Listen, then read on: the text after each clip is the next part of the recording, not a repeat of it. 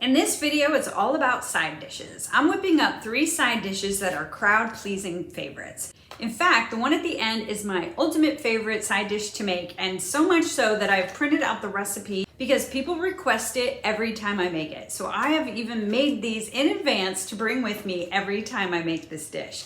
That is at the very end. The other 2, one is a low carb and one has no dairy, no cheese in it. Let's go ahead and get started. The first side dish I'm making is this sweet potato salad with a lime dressing. So it's not your typical potato salad with mayonnaise. It has this vibrant dressing that is so delicious. Let's get started with 2 large sweet potatoes that I am peeling and I'm going to dice into cubes. When I have those, I'm going to spread them out onto my Pampered Chef stone bar pan. I am going to make sure they are all in one layer, and then I'm going to have 3 slices of bacon that I've cut into 1-inch pieces, and I'm going to put those on top of my sweet potatoes. And even though my bacon is uncooked and will provide some drippings when roasted, I am going to add a little bit of avocado oil to help those potatoes get nice and caramelized. I'm also going to add a little bit of sea salt and massage that all through, and then put those bacon bits back on top so they caramelize and crisp up. This is now ready to go into my 425-degree oven for about 35 minutes. While it's roasting, I'm going to go ahead and chop up the vegetables I need that will go on top at the end. And that is my green onions, which I am chopping up 3 of those, and 1 red bell pepper that I am finely dicing, as well as some cilantro that I'm going to give a nice fine chop to, and that will sprinkle it on the top at the end.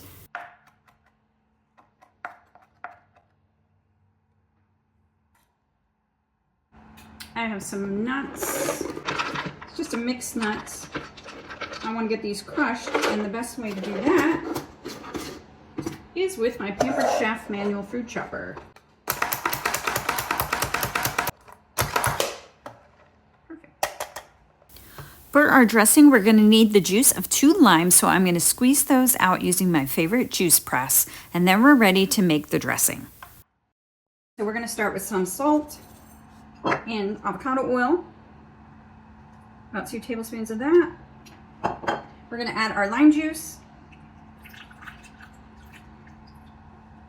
a teaspoon of Dijon mustard, a clove of garlic, I'm using my minced garlic, and a teaspoon of sesame oil. Let's whisk that together. Now let's check on our sweet potatoes. I'll flip our potatoes around so the other side gets nice and roasted, and back in the oven they go. After 15 minutes, our potatoes are fully cooked and our bacon is nice and crisp. After it's been cooled to room temp, it's now ready to go into our dressing.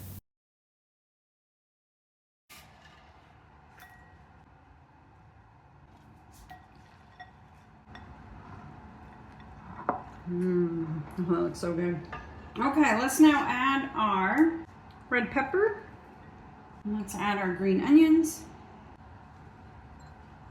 and our chopped nuts. Let's give it another stir. Oh my gosh, I want to jump into this so bad. This looks amazing. I love serving this on a white platter or plate. It just really makes the colors pop and stand out and just makes it look even more delicious. Let's add our chopped cilantro. Perfect.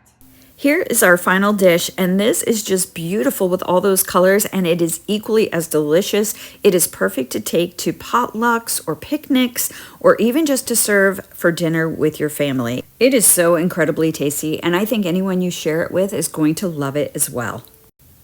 Our next side dish is this roasted cauliflower with garlic aioli. It's actually inspired from a brewery in Kansas City that we got to try this delicious dish, and I am recreating it at home. I'm going to start with roasting our garlic for our aioli, and we take a shortcut here. We make so much aioli and use so much roasted garlic that I have the peeled garlic in the bag. I'm going to use about 6 to 8 cloves, and then I'm going to cover it with my avocado oil and then also add a generous amount of sea salt onto that. I'm just going to mix that all together, and I'm going to put it in my air fryer. I cover it with a little bit of aluminum foil so it doesn't burn for about 15 minutes on the roast setting in my air fryer. Then I take the cover off and roast it for another 5 minutes, and it comes out to this beautiful caramel roasted color. We're going to set that to the side, and now we're going to prepare our cauliflower. I use the frozen bag of cauliflower, and you could also use fresh if you wanted to. I've done it both ways. The frozen is of course easier and quicker. I just let it get completely defrosted, and then I go through and just break apart any of the bigger pieces, and then I take a paper towel and make sure I get most of the moisture off. That way my seasonings and my oil can stick to the cauliflower and get a good crust when it goes in the air fryer. Just about half a tablespoon of that. Then our seasonings, we're going to use some paprika, some chili powder, and some garlic salt.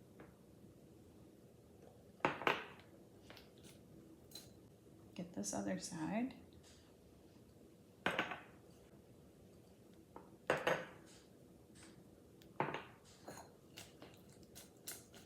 Now we're going to want to spray our air fryer rack. Add my cauliflower to the rack, and now this is ready to go into our air fryer for about 10 minutes.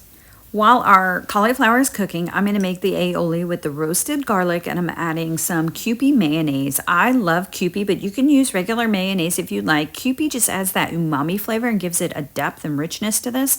We'll add a little bit of lemon juice as well as a splash of rice wine vinegar. I'll mash the garlic cloves and stir everything together until it is all blended and nice and creamy. The cauliflower recipe from the restaurant actually uses white cheddar cheese, but I'm going to use this lemon honey cheese that I got from Aldi. I've been wanting to use it and wasn't sure how to, and this is going to be perfect, I think. It has this wax seal that reminds me of Baby Bell, you know, the red sealed cheese. The difference here is this cheese is more crumbly than your Baby Bell, but it is just like it with that seal, and it's really original. And it tastes just like it says, lemon honey. I think it's gonna go great with our cauliflower.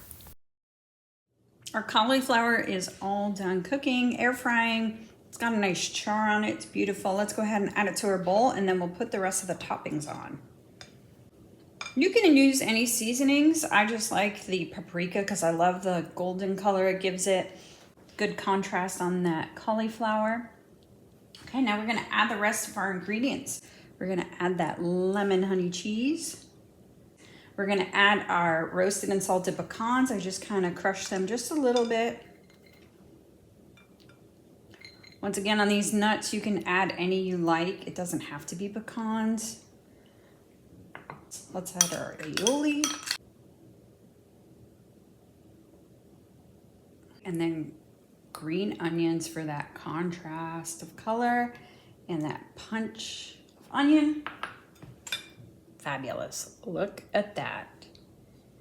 That just kind of elevates your cauliflower dish. In this household, we eat cauliflower all the time. Cauliflower rice, cauliflower mashed potatoes. We eat cauliflower any which way you can make it. And you can also bring this to a party as a side dish if you chose, but it's a great dish to serve to the family. I think my version turned out just as good as the restaurant's, especially since I didn't actually have a recipe and was just kind of winging it. I think it turned out great. Up next, I'm making one of my favorite side dishes of all time, and that is a corn casserole.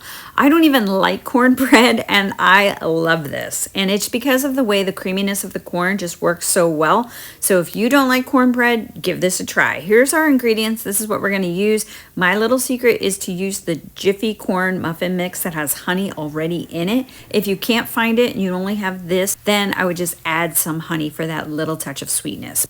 I like making this dish in my Pampered Chef 1-quart enameled cast iron baker, and that's because it can go from oven to table and still look fabulous. So we're going to dump all our ingredients into a bowl. It is 1 can of whole kernel corn and 1 can of creamed corn, 1 cup of sour cream, as well as your entire box of Jiffy corn muffin mix. Then I'll add 2 beaten eggs and then a tablespoon of my honey. And we'll get that all mixed together, and then I'll add 1 stick of butter that's been completely melted. Continue to gently mix, and then it's ready to go into our enameled baker.